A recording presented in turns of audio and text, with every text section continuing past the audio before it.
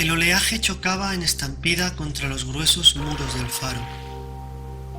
Las olas parecían crecer a pasos agigantados, como si sus egos libraran una batalla interminable, premiando a cuál de ellas llegara más alto. El crujir de las maderas podridas del muelle me ponía nervioso. El humeante café se agitaba entre mis manos que trataban de controlar el pulso, y la madrugada se me echó encima como un manto helado. La soledad era patente como cada una de mis noches en el interior de aquel faro, abandonado en los confines de la costa de la muerte, en el fin del mundo, apartado de la mano de Dios.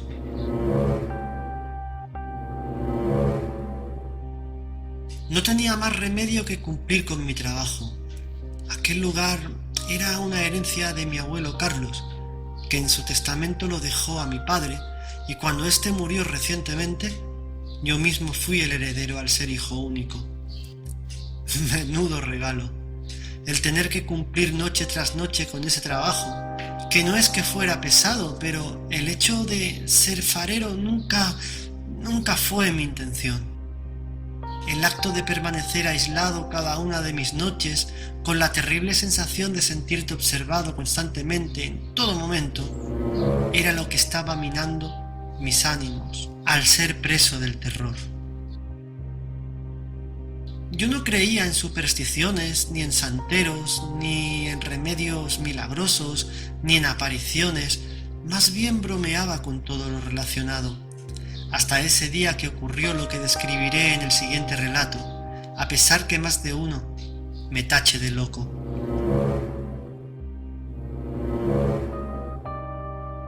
Era la noche de un sábado, metidos ya en pleno invierno, donde las humedades te calaban los huesos y los dolores musculares eran más pronunciados que el resto del año, sobre todo después de haber cumplido los 52, que sí, que no eres todavía un viejo, pero tampoco un campeón como antes que podías con todo. Ahora tenías que dosificarlo, vivir, digamos que un poquito más lento. Yo me encontraba barriendo en lo alto del paredón que fortificaba el faro.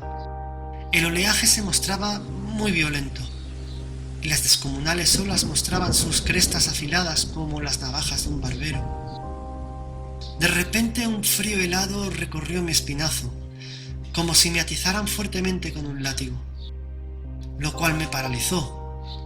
Miré alrededor girando mi cuerpo 360 grados, achinando los ojos como para enfocar bien mi visión, como si eso fuera a hacer que mi vista alcanzara más lejos. Pero no observé nada raro, al menos nada que justificara la sensación que había experimentado hacía tan solo un momento.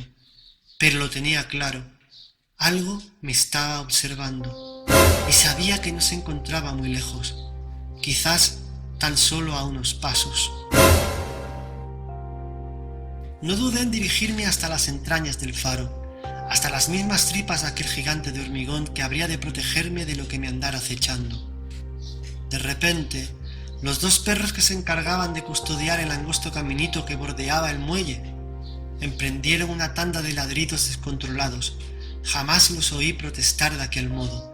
Parecían un par de perros rabiosos. Pegué mis narices contra las enormes cristaleras que daban al exterior y pude observar la inmensidad del océano, los majestuosos acantilados, el frenético oleaje y alguien que me miraba fijamente desde abajo. Parecía tratarse de un hombre ensotanado, con un exagerado capuchón que le protegía el rostro y una vara entre una de sus manos, como si regresara de una larga peregrinación.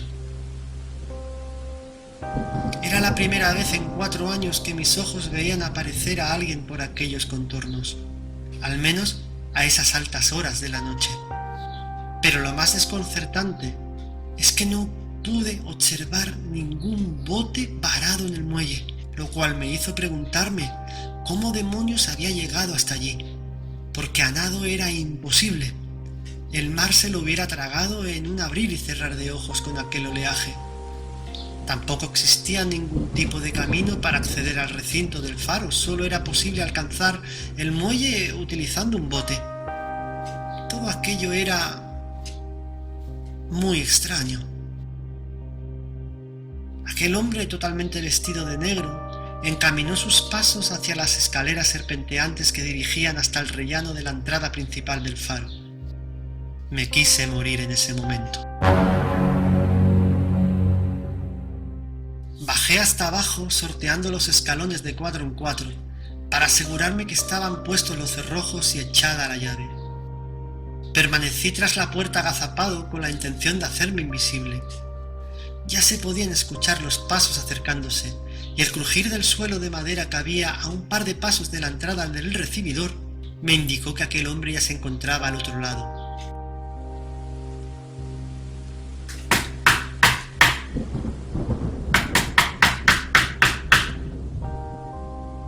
¿Qué es lo que quiere?, pregunté yo. —Tabaco. Ábrame, por favor, estoy empapado. ¿Quién lo trajo hasta aquí? Le advierto que tengo un rifle. Le mentí. Válgame Dios, buen hombre. Solo soy un pobre anciano, en mitad de la noche. Téngame compasión. Tengo mi hábito como si me hubiera metido dentro de un charco. Muy lentamente desencajé los cerrojos y giré la llave como si una fuerza ajena a mi intención me obligara a ello. Entre la rendija de la puerta asomé mis ojos que observaron a aquel ser de frente, a medio metro de mi rostro. Al parecer parecía tratarse de un hombre de algo más de 70 años, más bien escuálido.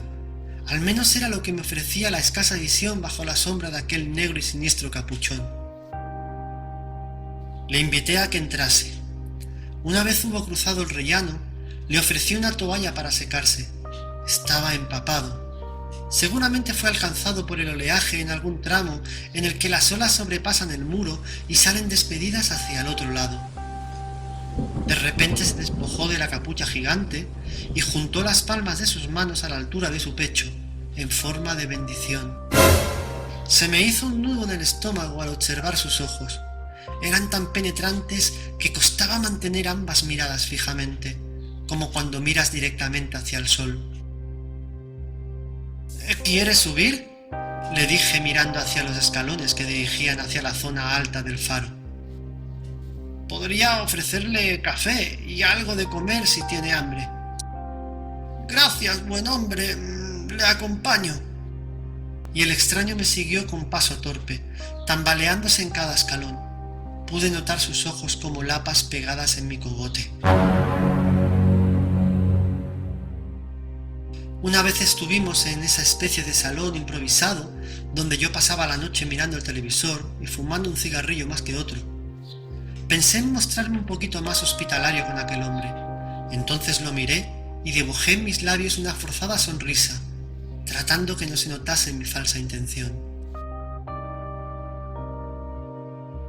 —¿Qué le trajo hasta aquí? —Esto es terreno privado, lo pone abajo en el cartel. Pero no se preocupe, señor, ahora lo importante es que entre en calor. Tenga, esto le reconfortará de inmediato, muy rápidamente. Le dije tendiéndole mi mano con una humeante taza de café.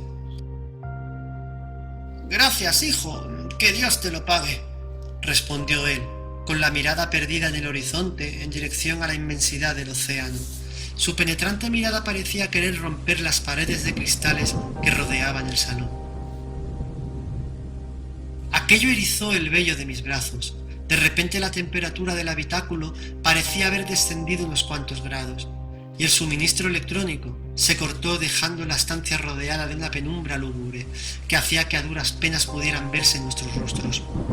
Miré en dirección al hombre y permanecía sentado en el sillón, arrimándose la taza de café a los labios, y en mitad de cada sorbo se le oía recitar una extraña oración, una especie de letanía que conseguía ponerme todavía más nervioso.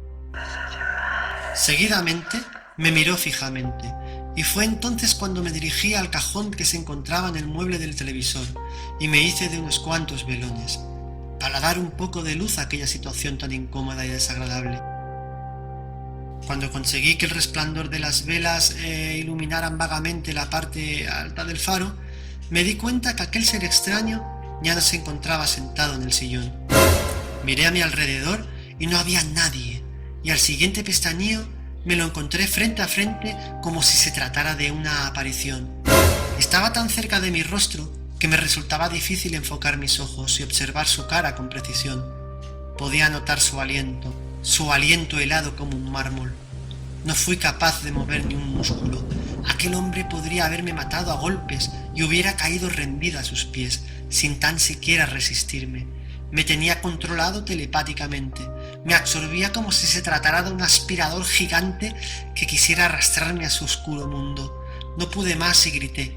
Grité como un loco, como recobrando la cordura por un instante. Entonces fue cuando aquel hombre abrió mucho los ojos, me selló mis labios con la punta de sus dedos y exclamó: «Yo solo quiero tabaco. No grite, por favor. Yo solo quiero tabaco». Liberó mis labios apartando sus dedos y pude escuchar de nuevo esa maldita oración de hacía tan solo un momento. Tuve realmente que interpretarlo. Esta vez desprendía un hilo de voz casi imperceptible, pero lo suficientemente para entender que repetía incesantemente: «Yo solo quiero tabaco». En ese momento fui yo quien lancé la mirada a través de los cristales, en dirección al horizonte, y pude observar como una fila de pequeñas embarcaciones, provistas de unos potentes faros atados al mástil, iluminaban los alrededores, y varios hombres desde el interior de un pequeño bote izaban unas redes que parecían contener algo pesado. Los marineros, al cabo de unos instantes, procedieron a ponerse todas las manos sobre sus cabezas y a mostrarse muy nerviosos. En ese momento pensé que salieron a faenar y habían tenido suerte. Buena pesca, pensé. Tras ese breve momento de abstracción, decidí deshacerme rápidamente de la presencia de aquel hombre. Me dirigí de nuevo al cajón de antes y saqué el suficiente tabaco para que no dudara en marcharse inmediatamente. «Aquí tiene un cartón. Ya tiene suficiente. Ahora márchese, por favor», le dije, dirigiendo mi dedo en dirección a la serpenteante escalinata que dirigía hasta la parte baja del faro. El hombre bajó titubeante, y yo detrás de él, como asegurándome que no desapareciera misteriosamente y todo quedase como una mera alucinación. De que llegamos a la puerta, el hombre sacó un enorme crucifijo que permanecía oculto bajo su ropaje, y me ordenó que lo besase. No dudé ni un momento en hacerle caso, y lo besé, al mismo tiempo que cerraba el pesado portón y daba un ligero manotazo en el pecho de aquel extraño, que permitió colocarlo en mitad del rellano bajo el pequeño techo de madera que salvaguardaba la zona del felpudo, con forma de pez. Coloqué mi oreja contra la pared, como asegurándome sentir sus pasos alejándose, y pude escuchar dedicarme unas palabras de agradecimiento por haberlo cobijado y ofrecerle tabaco. Por fin me encontré de nuevo seguro, aunque la densa sensación que había dejado ese ser ensotanado en el interior del faro conseguía que apenas penetrara el aire por mis fosas nasales, como una sensación de haber estado durante unos minutos en donde nunca nadie quisiera haber estado. Subí de nuevo las escaleras rumbo a los ventanales y pude ver cómo el hombre emprendía el camino de regreso al muelle, fumando como un poseso.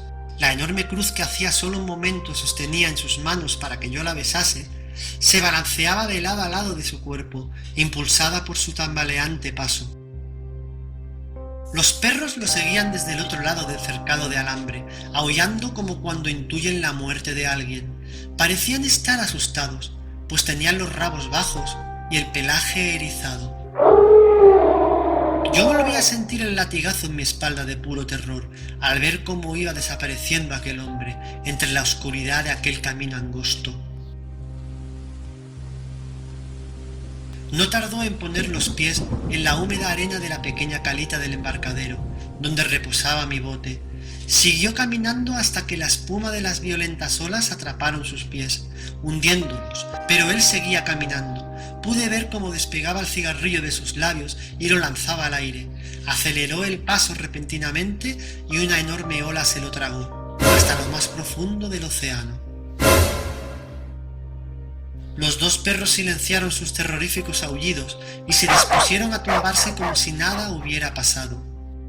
Yo no podía despegar la mirada de los cristales. Estaba petrificado. Parecía haber estado en mitad de un mal sueño. Cuando el alba despuntó, después de toda una noche sin poder contener el pánico, sentía la impresión de haber albergado la sensación de un miedo latente que presionaba en mitad de mi pecho, y otra vez de nuevo por segunda vez esa noche, un puño se encontraba golpeando abajo en el portón.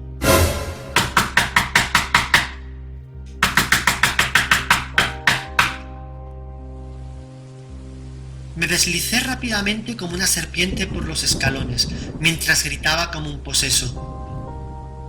¿Qué diablos quieren ahora? ¿Qué diablos quieren? ¿Quién es? Estaba siendo testigo del rápido deterioro de mis nervios. No había duda de que la presencia de aquel hombre había dejado en el ambiente una impronta desesperante, y sin pensarlo dos veces, abrí el grueso portón. La presencia de alguien con una barba blanca muy poblada y sujetando entre sus dientes una pipa humeante, que de haber sido algo más flaco, hubiera sido la clonación de Popeye, se dirigió hacia mí con una voz profunda y penetrante. Por favor, señor, perdone usted mi intromisión. Sé que esto es terreno privado, pero verá, quisiera pedirle un favor hasta que venga el juez y los inspectores.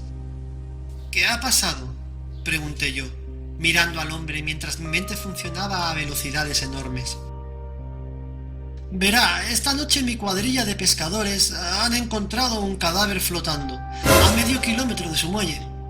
Se trata del padre Abelardo, el párroco del pueblo que se encuentra al otro lado del acantilado. Debió de arrastrarle hasta aquí la corriente. Dicen haberlo visto caerse en el muelle del pueblo cuando se dirigía al estanco, según dijo uno de sus feligreses, que fue el último que lo vio. Lo tenemos en la calita de abajo, más que nada por si ve movimientos extraños que no se espante. Sé que este lugar es muy solitario. Me dio las gracias y se marchó. Esa fue mi última noche en ese faro.